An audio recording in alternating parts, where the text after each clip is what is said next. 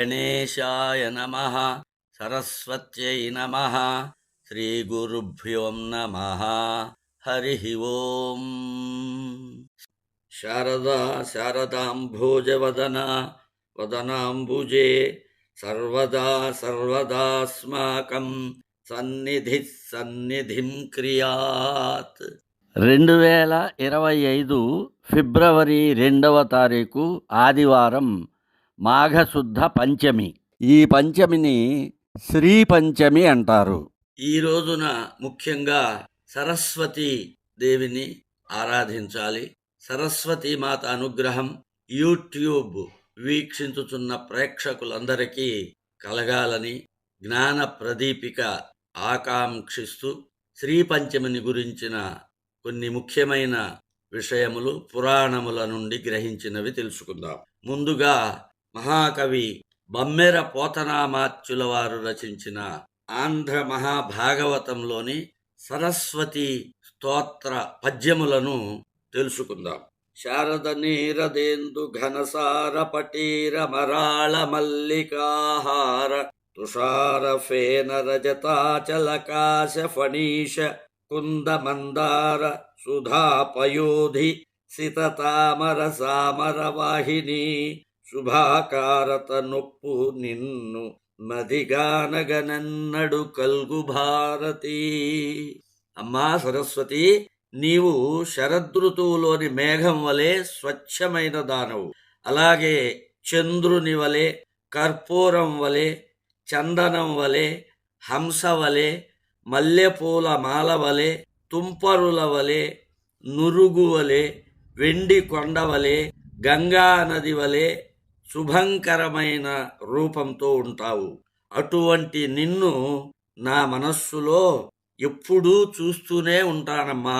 క్షోణితలంబునన్నుదురు శోకగ మృక్కి నుతింతు సైకత శ్రోణికి జంచరీక చయ సుందర వేణికి రక్షితామర శ్రేణికి తోయజాత భవచిత్త వశీకరణైక వాణికి నక్షదామ సుఖవారిజ పుస్తక రమ్యపాణికిన్. భూమికి నుదురు తగిలేటట్లుగా నమస్కరించి స్తుతిస్తున్నాను.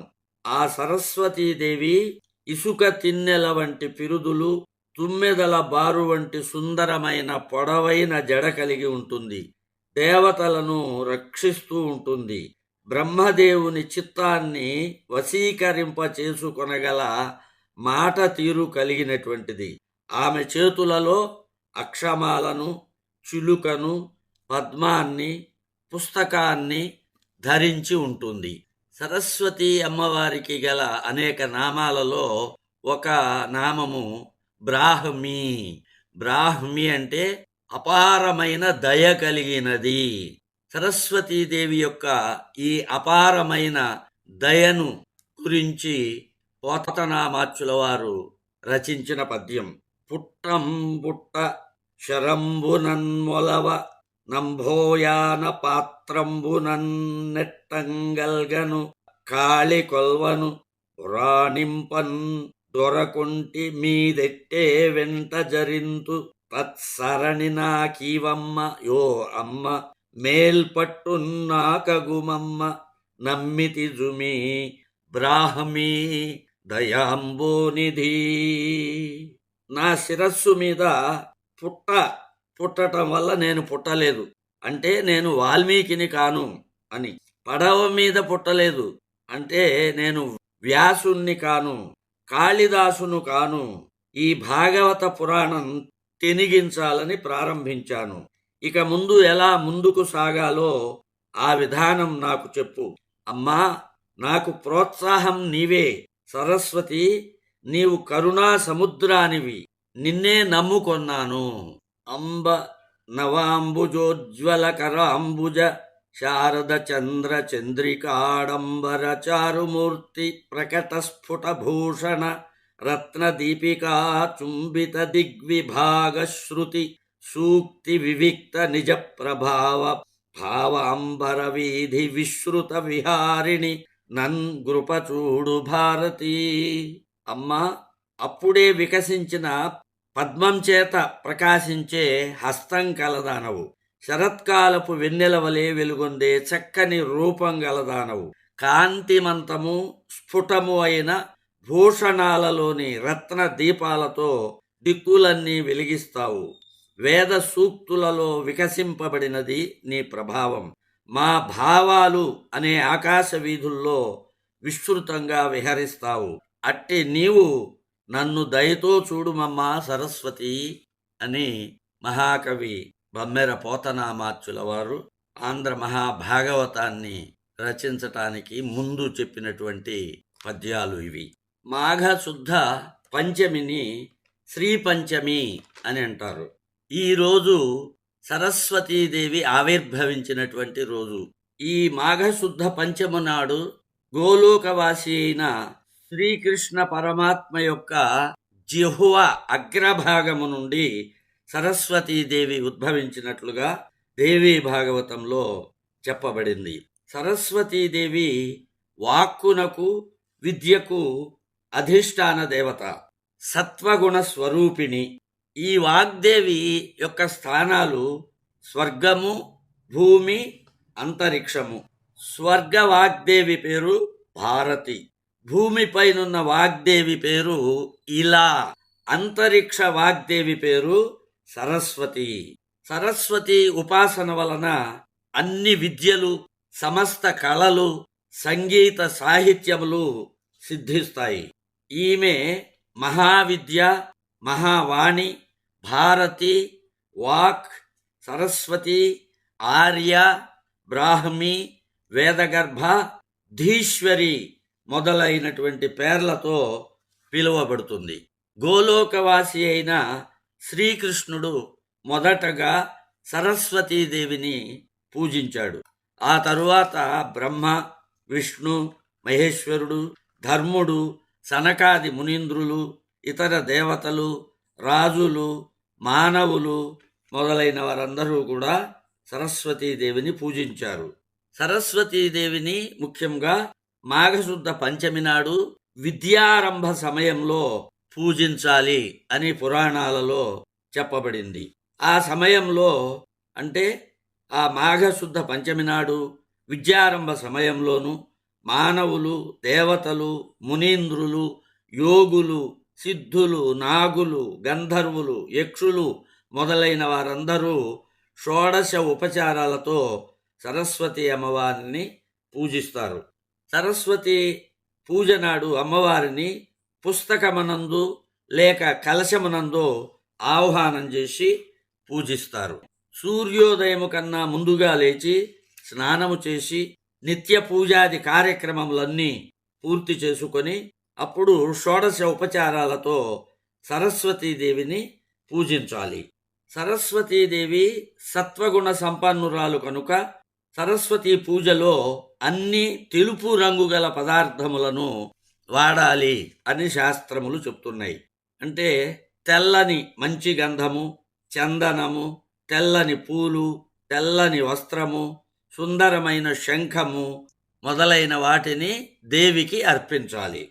అమ్మవారికి నివేదించవలసిన పదార్థాలు కూడా అన్ని తెలుపు రంగులో ఉన్న పదార్థాలనే నివేదించాలని పురాణాలలో చెప్పబడింది. అవి వెన్న, పెరుగు, పాలు, పేలాలు, నువ్వు ఉండలు, చెరుకు, చెరుకు రసము, తెల్లని బెల్లము, చక్కెర, టెంకాయ, బియ్యము, ఆవు పాలతో చేసిన పరమాన్నము, అరటి పండ్లు, నేరేడి పండ్లు, రేగు పండ్లు మొదలైన వాటిని నైవేద్యముగా పెట్టాలి.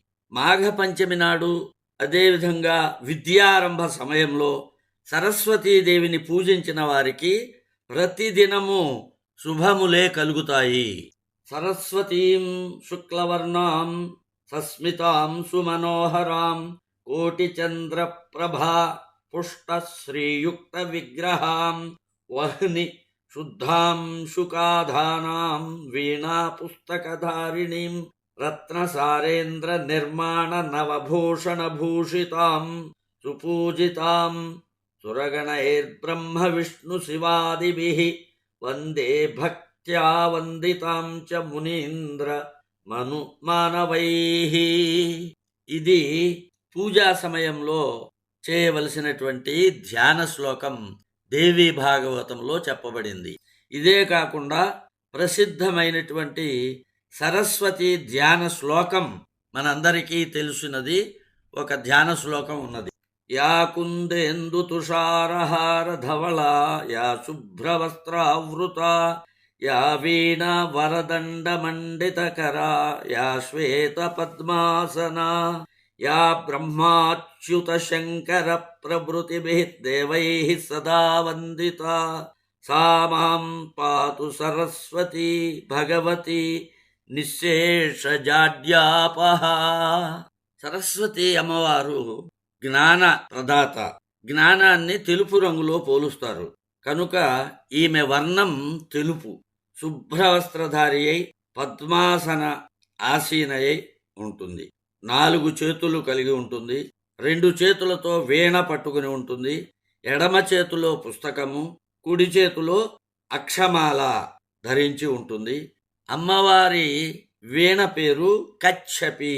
అమ్మవారికి 4 చేతులు ఉన్నాయి అంటే దాని అర్థం 4 చేతులు 4 దిక్కులందు వ్యాపించిన ఆమె యొక్క శక్తిని, సర్వవ్యాపకత్వాన్ని సూచిస్తాయి. ఆమె విద్యాధి దేవత కనుక ఎడమ చేతిలో పుస్తకం ఉంటుంది. ఈ పుస్తకము అన్ని భౌతిక విద్యలకు సంకేతం.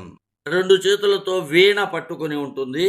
వీణ లలిత కళలకు సంకేతం. కుడి చేతిలో అక్షమాల ఉంటుంది. అక్షమాల సమస్త ఆధ్యాత్మిక విద్యలను సూచిస్తుంది. ఎడమ చేయి కంటే కుడి చెయ్యి పవిత్రమైనది కనుక ఎడమ చేతిలో ఉన్న పుస్తకం అంటే భౌతిక విద్యల కంటే కుడి చేత ధరించిన అక్షమాల అంటే ఆధ్యాత్మిక విద్యలు ప్రశస్తమైనవి అని దీని యొక్క సంకేతం. అమ్మవారు హంసవాహిని. పాలను నీటిని వేరు చేసి పాలను మాత్రమే తీసుకుంటుంది హంస.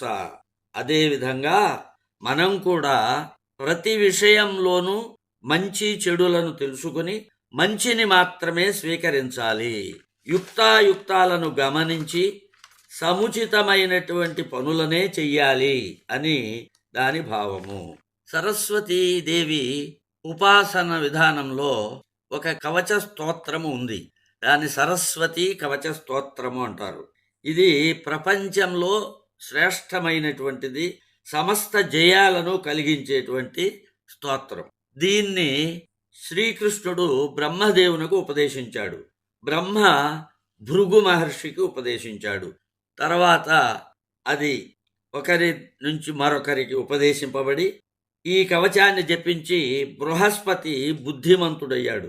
శుక్రుడు సమస్త దైత్యులకు దానవులకు గురువయ్యాడు. వాల్మీకి ముని కవిశ్రేష్ఠుడయ్యాడు. స్వయంభువ మనువు సర్వపూజ్యుడయ్యాడు. కణాదుడు, గౌతముడు, కన్వుడు, పాణిని, శాకటాయనుడు, కాత్యాయనుడు శాస్త్రములను రచించారు. వ్యాసుడు వేదములను విభజించి సమస్త పురాణములను రచించాడు. శాతాతపుడు, సంవర్తుడు, వశిష్ఠుడు, పరాశరుడు, యాజ్ఞవల్క్యుడు మొదలైన వారు ధర్మ గ్రంథాలను రచించారు. గోస్వామి తులసీదాసు అంటారు, గంగా సరస్వతి ఇద్దరూ పవిత్రులనుగా చేసేవాళ్లే. అయితే గంగా పాపములను పోగొట్టి పవిత్రులను చేస్తుంది. సరస్వతి అవివేకాన్ని అంటే మానవులలో ఉండేటువంటి అవివేకాన్ని తొలగించి పవిత్రులను చేస్తుంది. అంటే అవివేకహారిణి. గంగా పాపహారిణి, సరస్వతి అవివేకహారిణి అంటారు గోస్వామి తులసీదాస్. చివరగా తల్లిదండ్రులకు ఒక విజ్ఞప్తి. మీ పిల్లల చేత ప్రతిరోజు 3 పూటల అశ్వలాయన మహర్షి రచించిన సరస్వతి ద్వాదశ నామ స్తోత్రాన్ని చదివించండి. ఈ స్తోత్రాన్ని పఠించేటువంటి వారి నాలుక చివరన సరస్వతి నివాసం ఉంటుంది అని ఈ స్తోత్రంలో చెప్పబడింది. ఆ స్తోత్రం ఏమిటంటే, ప్రథమం భారతీ నామ, ద్వితీయం చ సరస్వతి, తృతీయం శారదా దేవి, చతుర్థం హంసవాహన, పంచమం జగతి ఖ్యాత, షష్ఠం వాగీశ్వరీ తథా కౌమారీ, సప్తమం ప్రోక్తం, అష్టమం బ్రహ్మచారిణి, నవమం బుద్ధిదాత్రీ చ, దశమం వరదాయిని, ఏకాదశం క్షుద్రఘంటా, ద్వాదశం భువనేశ్వరీ, బ్రాహ్మీ ద్వాదశ నామాని, త్రిసంధ్యం యః పఠేన్నరః సర్వసిద్ధికరీ తస్య, ప్రసన్నా పరమేశ్వరీ, సా మే వసతు జిహ్వాగ్రే, బ్రహ్మరూపా సరస్వతి. ఈ పైన చెప్పిన ఈ 12 నామాలని 3 సంధ్యలలో ఎవరైతే పఠిస్తారో వారి ఎడల పరమేశ్వరి ప్రసన్నురాలవుతుంది. వారి నాలుక చివరన బ్రహ్మరూప ఆయన సరస్వతి నివసిస్తుంది. మరొకసారి మీ అందరికీ, ముఖ్యముగా మీ పిల్లలకు, చదువుకుంటున్నటువంటి పిల్లలందరికీ ఈ శ్రీ పంచమి రోజున సరస్వతీ మాత యొక్క అనుగ్రహం, ఆశీస్సులు లభించి ఉన్నత విద్యను అభ్యసించి జీవితంలో ఉన్నత స్థితికి రావాలని ఆ సరస్వతీ మాతను ప్రార్థిస్తూ స్వస్తి.